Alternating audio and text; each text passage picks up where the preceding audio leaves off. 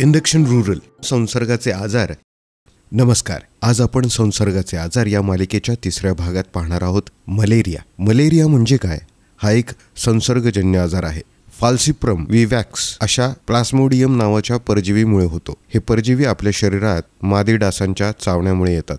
विशेष म्हणजे फक्त मादी एनाफिलिस डास मलेरिया पसरवतो. हा आजार पसरतो कसा ते पाहूयात. जेव्हा मलेरियाचा परजीवी असलेला डास माणसाला चावतो तेव्हा त्या डासाच्या लाळेतून हे परजीवी आपल्या शरीरात जातात आणि रक्ताच्या पेशींवर हल्ला करतात. मलेरियाची लक्षणं काय असतात ते पाहूयात. अंगाला थंडी वाजून ताप येतो. ताप एकदम येतो आणि उतरतो. घाम येतो. थकवा वाटतो. डोकं दुखतं. उलटी होते. कधी कधी पोटात दुखतं किंवा जुलाब होतात. मुलांना झटके येऊ शकतात. कधी कधी ताप दररोज येतो तर कधी 2-2 दिवसानंतर येतो. आता पाहूयात मलेरियाचा ताप आलाय का हे कसं ओळखायचं. अशा लोकांना तुम्ही PHC किंवा आरोग्य केंद्रात पाठवा. तेथे ब्लड स्लाइड किंवा रॅपिड टेस्ट करून लगेच निदान करता येतं. उपचार लवकर मिळाले तर मलेरिया लवकर बरा होतो. मलेरियावर उपाय काय असतो? डॉक्टरांनी दिलेलं औषध वेळेवर आणि पूर्णपणे घ्यावं लागतं. अर्धवट औषध घेतली तर आजार परत होऊ शकतो आणि शिवाय गुंतागुंतीचा प्रकार वाढू शकतो. मलेरिया टाळण्यासाठी काय काळजी घ्यायची?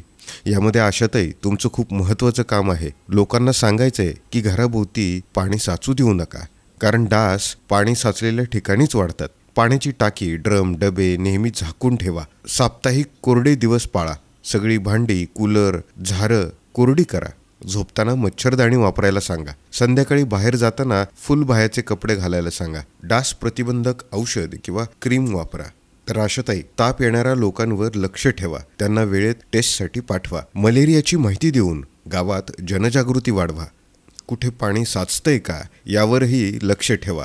मलेरिया हा टाळता येणारा आजार आहे, पण त्यासाठी आपण सगळ्यांनी एकत्र काम केलं पाहिजे. आपली सावधगिरी, आपली सजगता हेच खरं औषध आहे. मलेरियावर उपचार आहेत, पण टाळणं हाच खरा शहाणपणा.